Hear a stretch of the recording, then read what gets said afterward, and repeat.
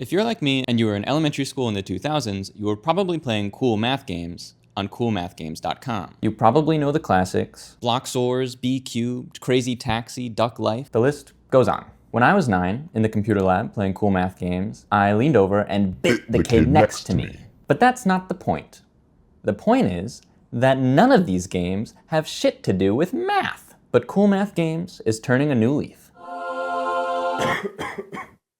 That's right, Cool Math Games is running a game jam, and they want us to make games about financial literacy. I worked at a bank when I was in college, so I think I know a thing or two about financial literacy. The theme of these financial literacy games? Break the bank. The bank? Like where I used to work? Participants in the game jam have 1 month, and the best game wins $10,000. Hearing the theme of the jam, I was immediately inspired. To teach the children about financial literacy, I would create a game about the crushing weight of debt. With my wealth money joke of knowledge and nothing else, I set forth into the vast unknown of the empty Unity scene to prototype an idea. In the near future, a mining company has flown you out to a distant planet for an exciting opportunity. You stay in a cave and mine all day, every day, and they pay you. Just mine until you have enough money to retire, and then you can head home. Well, you have to pay them back for the flight there first and be able to afford the flight home, but give it a few decades and you'll be out of there, as long as you don't miss any loan payments. This is what our prototype looks like right now. Over here is your energy, classic mining game situation. This little creature right here is your money. This bar here is a timer. When it fills up, a month has gone by and your $2,000 loan payment is due. Throughout this month, each day you pay a fee for food, which refills your energy. There's also a secret final UI element that I'll tell you about later. So when you start, you can see like some of these blocks are different. Mining them gets rid of my energy, but then if I mine a color block, well, money comes out. Oh my god. You'll notice it takes like 2 hits to destroy each block, but if I hold down shift, it uses 3 times the energy, but gets rid of the block in 1 hit. And each time that you pay for food, your energy goes back up. And obviously my money is going down really fast. This is not like balanced at all. And you may notice the biggest problem is that now I'm out of blocks to mine, so I can't get any more money.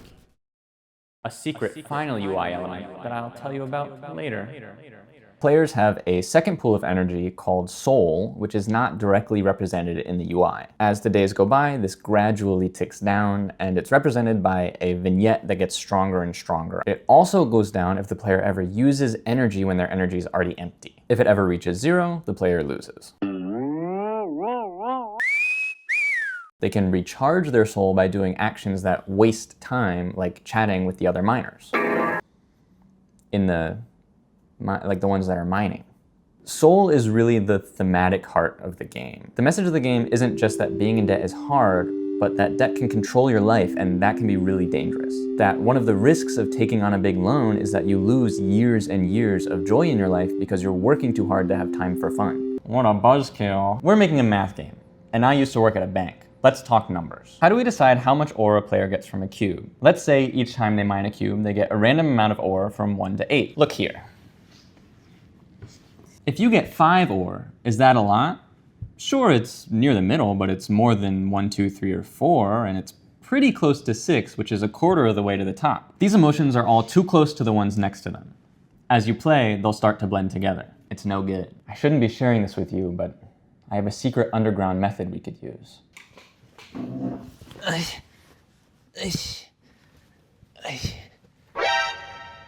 Hello. If we do stepped random, where the value doubles between each number, the emotions become more distinct. And if we increase the scarcity of higher numbers, we can turn 2 into a baseline neutral instead of a negative. What's that? You want to know why we don't start at 1? Oh.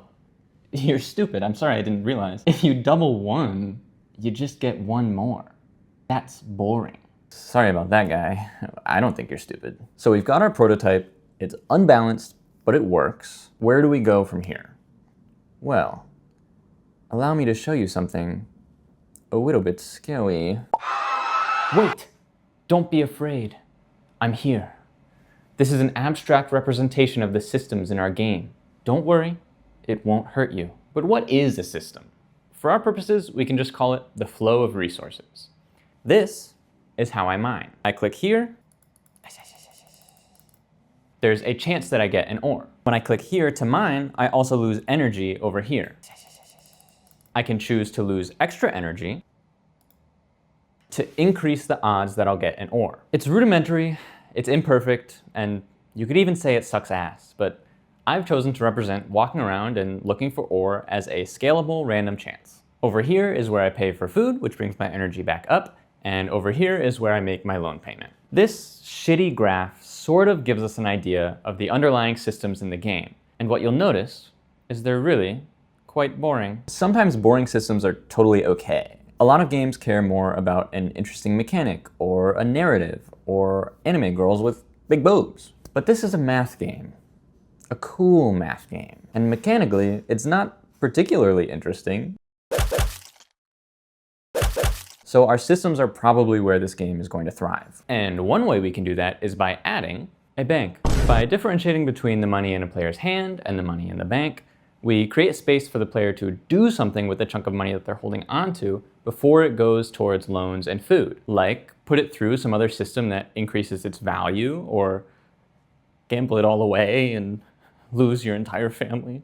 This idea creates some more problems that we need to solve in our next iteration, like how we create tension or risk when holding on to money instead of putting it in the bank, and what you actually do with your money when you're holding on to it. You may also notice another problem here, which is that eventually the mine runs out of blocks and there's no way to refill it. Here I saw an opportunity, and as a bank teller of 1.5 years about 5 years ago, I couldn't let it get away. I can have the mine refill at the end of every week and theme it as an ice flow. If the mine runs out of blocks, the player will feel compelled to interact with the system that increases their held money's value because there's nothing else to do. And if there's still time after that, they can pay to refill the mine based on how many empty blocks are left. And if they can't afford it, they have to keep mining those empty blocks until they can. Huh? That guy's dumb as hell. Instead of the player being motivated by incentives and challenges, now they're motivated by boredom and necessity. I had forgotten about a classic system that players can interact with when they're bored.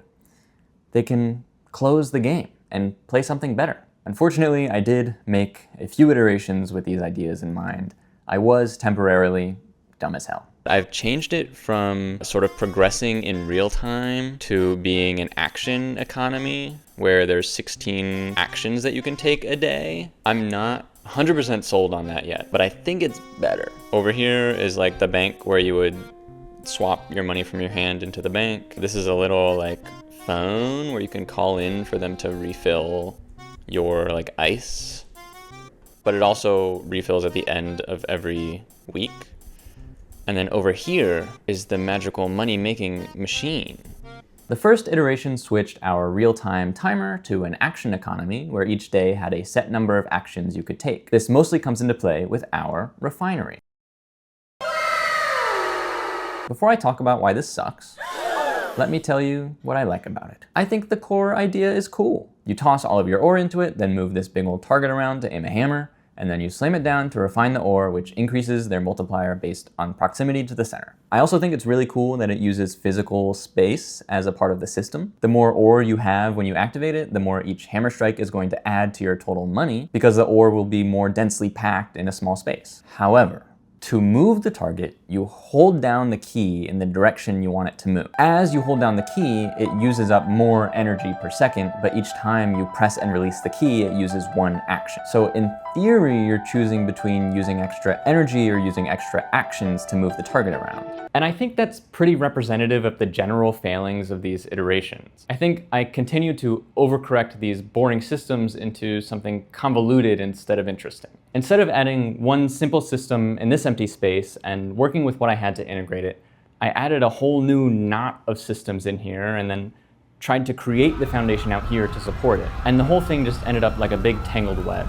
And I was at the center. I'm tangled in a web. And there was a big old spider going like, what the hell happened to my web? I'm gonna eat you. Without interesting systems to support the game, it began to reveal its true nature to me. The other thought that I've had, and I'm just going to come out and say it, this game is not particularly fun. And I think in a way, it's not supposed to be, right? It's about this like crushing pressure and you're so stressed about trying to get enough money. And it's true that in real life, those things are not fun. But also, this is a video game. Oh wait, I forgot about eating money, which is something you can do in real life too. So I betrayed my past self and everything I stood for and decided to try a new mechanic.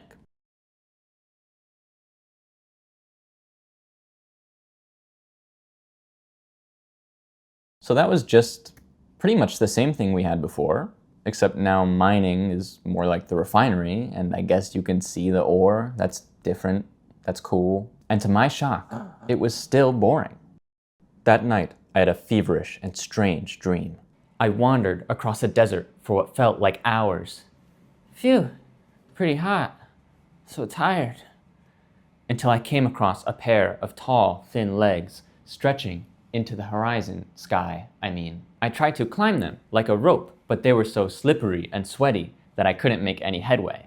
Suddenly, a pigeon swooped down and picked me up. I had become tiny, naught but a small creature in its grasp. The pigeon and I talked. I learned about its cousin that had moved to New York City to try to make it. All pigeons move there, it told me. She'll never make it. Eventually, I slipped from the pessimistic pigeon's grasp and plummeted through the sky. Whoa! Landing in the chimney of a lone house floating on the ocean. Inside, the guy who made Stardew Valley and the guy who made Harvest Moon were sitting on the floor. They said to me, "Hey guy, remember how mining works in our games, which also have time passage? And mine has an energy bar too," said Eric Barone. So in these games, mines have different floors. As you mine on a floor, you might come across a ladder, which leads you down to the next floor, which has more or better ore. If you run out of energy or stay out too late, you pass out and a bunch of bad stuff happens. But once you go home, the mine resets and the ladders disappear, meaning you have to start all the way from the top again. These mining systems are great for creating tension out of short-term goals that are limited by time or energy. This dream, which was actually just a conversation with my girlfriend, really exposed a big problem with my process, which was just that I didn't do my research. When you're making a game, it can really help to look at other games that are mechanically or thematically similar to yours. And that research can extend even to watching movies and reading books and going outside and doing things. So I hit the mines. I didn't do that. Could you imagine? In my script, it says, fade to a cutscene of me mining. I'm not gonna do that. I don't have a hard hat or a pickaxe. I don't have any props. I don't even have a green screen. Research is obviously not just about seeing what another game is doing and then doing the same thing as that game. For me, thinking about Stardew Valley and Harvest Moon revealed to me through a prophetic dream what was shitty and boring about my game. First, we lacked short-term goals. The only major deadline is every 21 days, which means if a day takes 16 actions, our only goal is to make $2,000 in 336 actions. Secondly, our systems had grown obviously convoluted. And third, there was no risk-reward in the game, only sort of a maintenance of equilibrium. Thankfully, some of these needs actually worked together, so I came up with a plan that felt really good and would ultimately bring us to our final version of the game. There was only one problem. Today is the last day of the Coolmath Games Game Jam. We've got about 13 and a half hours left.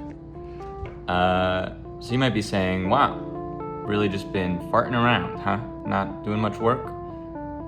No. I've never farted even once in my life, thank you. The Game Jam started on May 4th. I was still in grad school, finishing my thesis, graduating, visited with family. I made the bathrooms.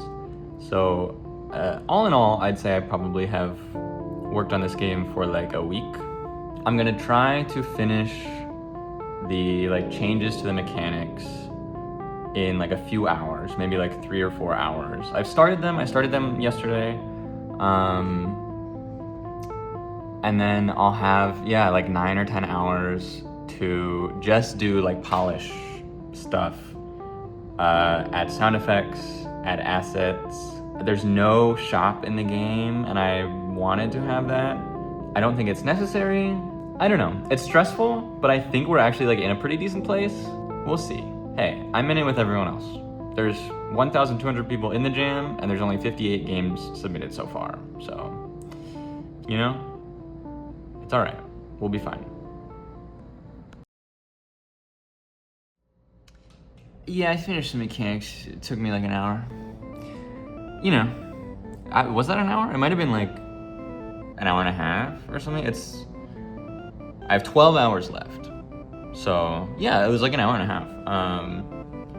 So I have 12 hours to do assets, polish, and juice, which I think is going to be important for this kind of game. And also maybe possibly add a really simple shop.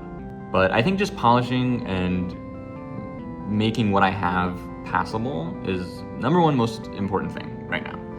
So I'm gonna spend 12 hours doing that, and also maybe adding a shop. And I just looked at my notes and saw that I have to make it so that you can actually win and lose the game. Critically important feature. So I'll do that, and we'll see how it goes.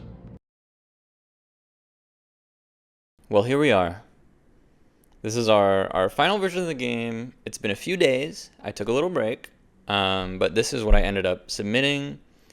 Immediately, you'll notice there's some very cute 3D models. I spent some time putting those together. But I guess maybe the more immediate thing you'll notice is actually how it's no longer just a cave full of blocks, some of which have ore, some of which don't. And as I walk through the cave, you'll notice that there's this sort of big wall of ice. And basically, as I go deeper into this cave, there's larger ore deposits, essentially. But most importantly, and one of the things that I think is like interesting and exciting about this is whenever you are mining a block, there's a chance that the ice around it will crack. And that chance increases greatly between these different zones. So if I'm mining a block out here, there's a pretty good chance that the ice is not going to crack. But then if I go all the way to the back, there's a pretty good chance that the ice is going to crack as I mine these blocks. And if that happens 2 times, then the ice cracks and I fall into the water and I lose like half of my energy. So that gives us our sort of risk reward that I think is really nice. We've put a little bed in the corner. So now it's self-directed. The day ends when the player goes to sleep in their bed, and that fully recharges their energy. At the end of the day, this whole mining zone completely resets. So all of these potentially really valuable ore in the back are going to disappear and get replaced. So the short-term goal is to kind of clear out as much of this mine as you possibly can before you have to go to sleep at the end of the day. And here in the refinery, you have like full free reign to move this target wherever you want. And all it does is it just costs energy when you hammer. So you can see we've really simplified some of the systems. And I think it's quite elegant.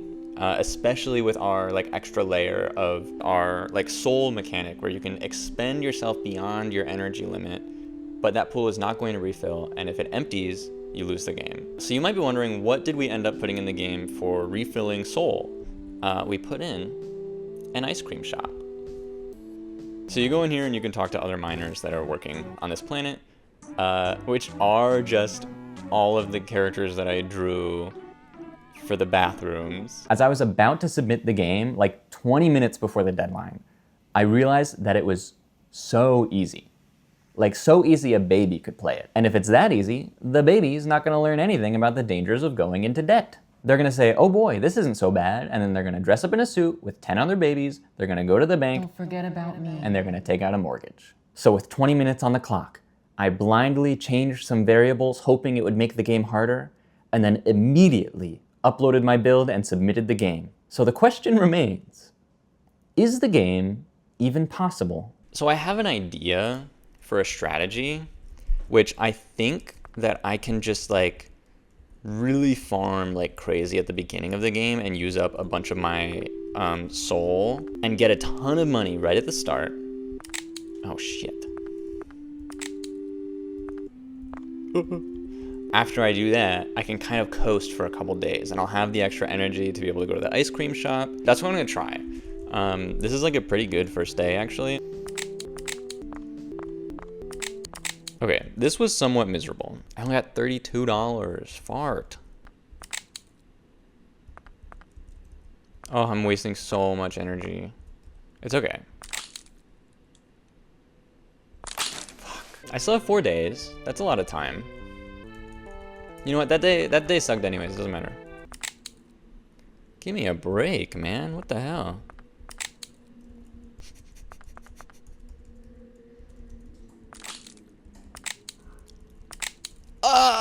$36? I'm broke as hell. We're about to turn this $72 into maybe $300. I'm so scared to obviously I'm trying to use my soul here, but I'm scared to go too far. This is sort of a frustrating spread because there's not that many like really huge clumps. Hey, try again. All right, I'm gonna pause the recording and I'm just gonna try to go and see if I can just get a win. Let me do that right now. I fear the answer is no. It's unfortunate, but that's kind of just how game jams go. Sometimes you run out of time and aren't able to do everything you need. It sucks, but also after judging is over, I can go in and make my changes and then it can be a perfectly passable, maybe even good game. Now I know what you're all thinking. There's no way that this game won the $10,000 game jam. Well, it's been 20 days and I want to post this video. So what I'm gonna do is I'm gonna record every possible reaction to every outcome and I'm just gonna like edit it later and like blur out the ones that aren't real. So here we go. Wow, I won first place. They're giving me $10,000. Wow, I won second place. Whoa, third place. They're giving me $5,000. Guys, life isn't about winning and losing. Even though I didn't win and I didn't get a bunch of money, which would have been awesome, I did learn a lot. And that's what it's all about. In that way, I really did win.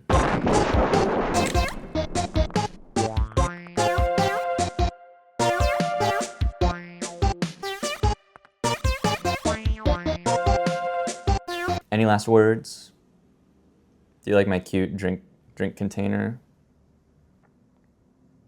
My hat, it says, I love play. Anyways, do you think I'm gonna include the part where I say